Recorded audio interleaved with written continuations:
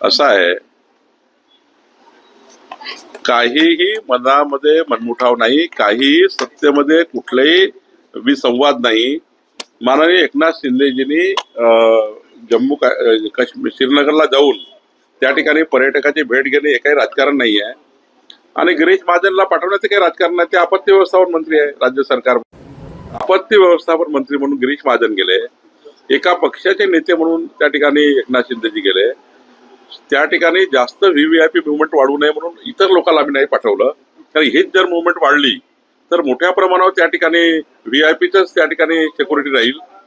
त्यामुळं शिंदेजी आणि गिरीश महाजनजी गेले आणि त्या ठिकाणी सर्व पर्यटकाला आम्ही सांभाळून राहिलो आहे.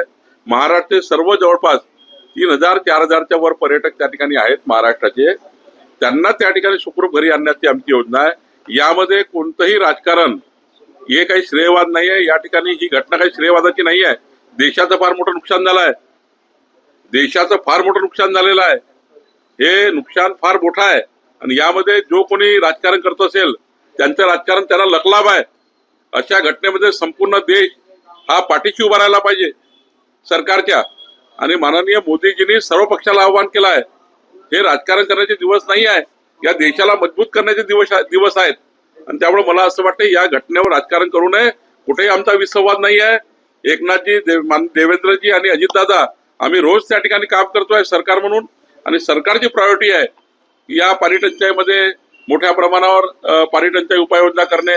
आता तर परवा कॅबिनेटमध्ये माननीय मुख्यमंत्र्यांनी सूचना दिल्या की कॅबिनेटचा पहिला विषय, कॅबिनेट मधला पहिला विषय हा कुठली चर्चा नाही, पहिल्या विषयावर महाराष्ट्राच्या पाणी टंचाई चर्चा होणार आहे. म्हणजे कॅबिनेट सुरू होण्यापूर्वी या राज्यामध्ये पहिला विषय असणार आहे पाणी टंचाई आणि गुरांच्या छावण्या, लोकांना पाणी.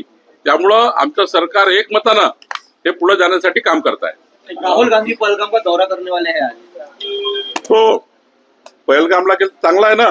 राहुल गांधी गेले तर चांगलंच आहे.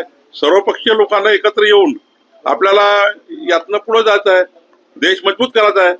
त्यामुळे राहुल गांधी पहलगामला गेले, चांगली पहल आहे. पाकिस्तान मधले अनेक निवासी ते महाराष्ट्रात राहतात. नागपूरमध्ये देखील 2200पेक्षा जास्त लोक आहेत. त्यामुळे त्यांना परत पाठवण्याचे आदेश विदेश मंत्रालयाने दिला. तर यावर राज्य सरकार काय भूमिका आहे? नाही, राज्य सरकार केंद्र सरकारच्या भूमिकेशी सहमत आहे. आमच्या केंद्र सरकारने माननीय मोदीजींनी जो निर्णय घेतला तो देशाकरता महत्वाचा आहे. या देशाला अखंड ठेवण्याकरता महत्वाचा आहे. जे प्रधानमंत्री निर्णय घेतात त्या निर्णयाचं पालन करणे राज्य सरकारची जबाबदारी आहे. राज्यात कुठलेही सरकार असतील त्यांची जबाबदारी आहे. महाराष्ट्राचं आमचं सरकार आहे.